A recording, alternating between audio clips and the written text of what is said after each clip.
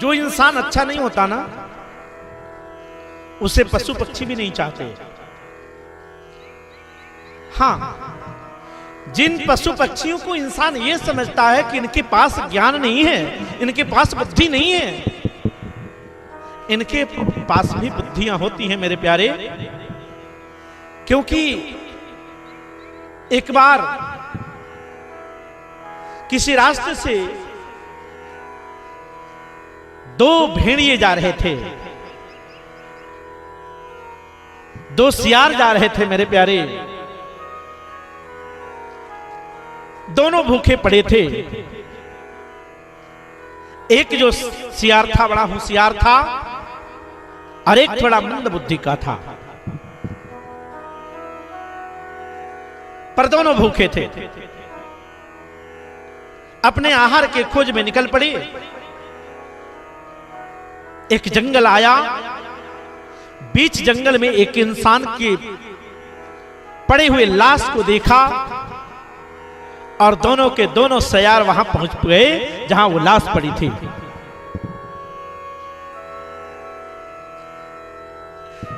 एक सियार आगे बढ़ के उसको खाना चाहा, पर दूसरा ज्ञान वाला जो जिसके अंदर थोड़ी सी ज्ञान थी ना, उस सियारवा मना कर दिया। जानते हो क्या कहा?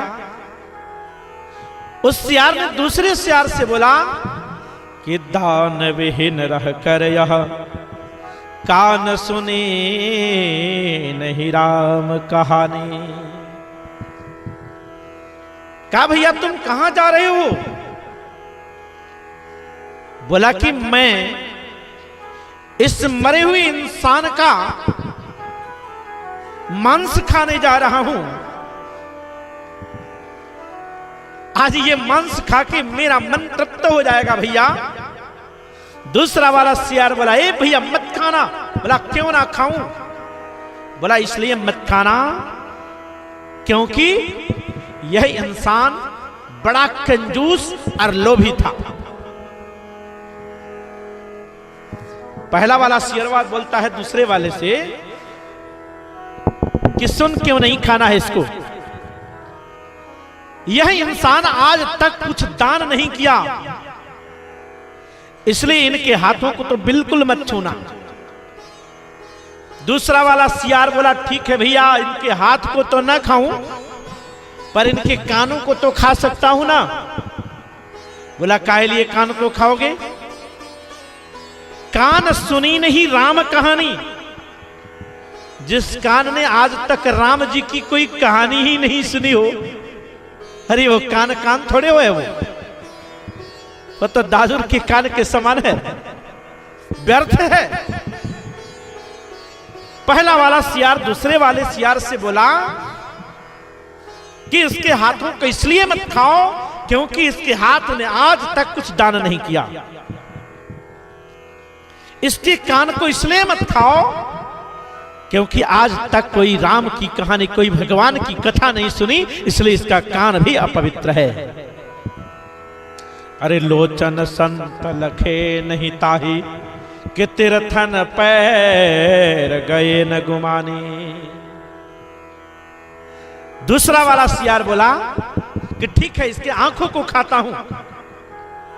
पहला वाला बोला आंख को भी मत खाना। बोला क्यों? क्योंकि इसने आज तक कभी तीर्थों का सेवन नहीं किया, ना कहीं अच्छे वस्तुओं का दर्शन किया है, ये केवल पाप का दर्शन किया है, इसलिए इसकी आंखें भी पापी हो गई, इसलिए आंख भी मत खाना। बोला ठीक है, तब इसका पैर ही खा लूं भैया, मैं बड़ा भूखा हूं। पहला वाला सियरवा बोला कि इसका पैर भी मत खाना। बोला क्यों? बोला इसलिए मत खाना क्योंकि आज तक इसके पैर, यह अभिमानी पुरुष आज तक तीर्थ नहीं गया, इसलिए इसका पैर भी अपवित्र है। दूसरा वाला सियार बोलता है ठीक है भैया, तो मैं इसका पेट खा के अपना पेट भर लेता हूं। पहला वाला सियार बोलता है कि पाप के बीत से पेट भरे, पाप के बीत से पेट भरो, नित शीस झुके न रहे अभिमानी। अरे इसका पेट खाओगे,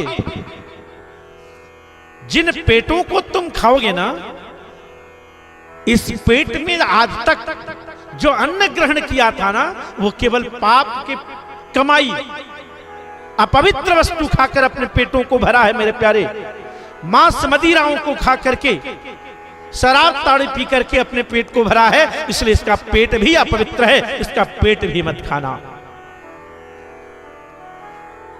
दूसरा वाला सियार बोला कि तब इसका माथा ही खा के पेट भर लेता हूं।